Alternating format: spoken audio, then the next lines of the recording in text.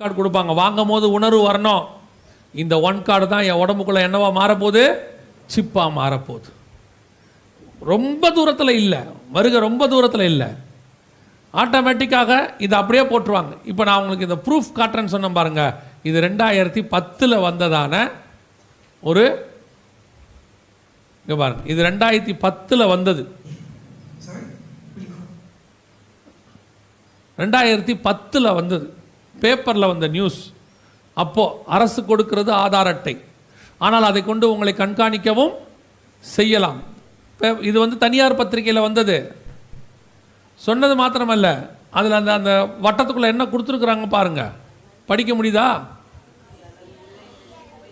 அரிசி அளவு உள்ள இந்த சிப்பை கைகளில் அல்லது நெற்றியில் பொருத்தி கொண்டால்,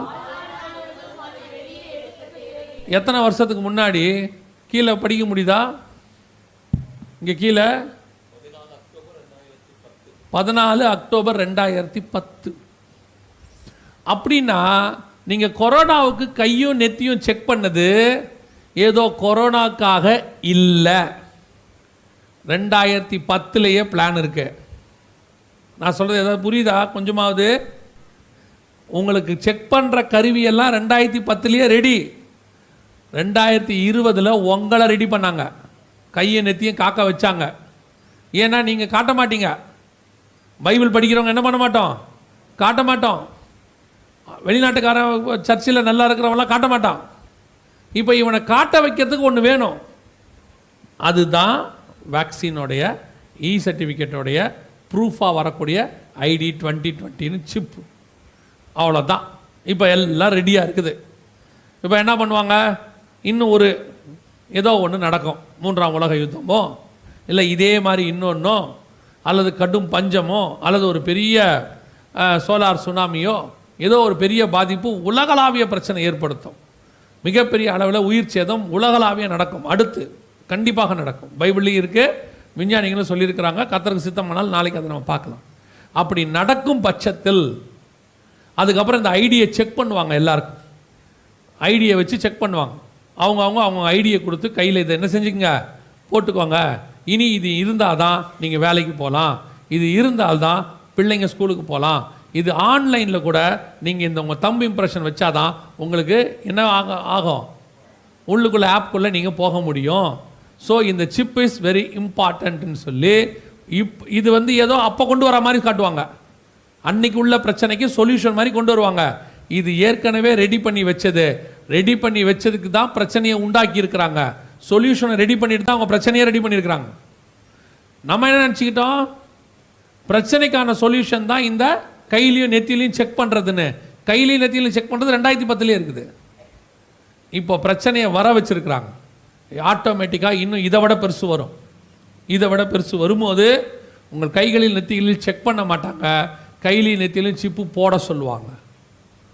அதுதான் உங்களுக்கு மெடிசன்னு சொல்லுவாங்க. அது வழியாக தான் மெடிசன் போடுவோம்.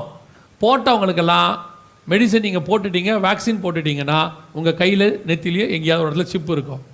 இருந்தால் தான் நீங்கள் வேக்சின் போட்டிங்கன்னு அர்த்தம். அப்போ தான் உங்கள் பிள்ளைகளுக்கு ஸ்கூலில் இடம் கிடைக்கும் அப்படின்னு ஒரு மெத்தடை கொண்டு வந்துடுவாங்க. இப்போ தான் உங்களுடைய விசுவாசத்துக்கு சோதனை ஏற்படும். இப்போ தான் உங்களுக்கு கடைசி காலத்தினுடைய மிக முக்கியமான காலத்துக்குள் நீங்கள் கடந்து போவீர்கள். உங்களுக்கு கர்த்தர் கேட்குற கடைசி கேள்வி அப்போ தான் வரும். என்ன வரும்? கர்த்தர் தெய்வமானால் கர்த்தரிடத்தில் வாங்கள், பாகால் தெய்வமானால் பாகால் இடத்துல போங்கள். உங்களுக்கு எது வேணுங்கிற காலம் வரும். உங்கள் செல்ஃபோன் கூட உங்கள் உடம்புக்குள்ளே வந்துடும், தெரியுமா? இனி செல்ஃபோன் கூட இருக்காது. இப்போவே என்ன பண்ண தொடங்கிட்டாங்க அப்படின்னு கேட்டிங்கன்னா, உங்கள் செல்ஃபோனை உங்கள் உடம்புலேயே வைக்க தொடங்கிட்டாங்க. இங்கே பாருங்க, இது இப்போ இருக்குது பாருங்க. இது துபாயில் உங்கள் சிப்பை உங்கள் கையில் போடுறாங்க. உங்களோட சிம் கார்டை எங்கே போட்டுறாங்க?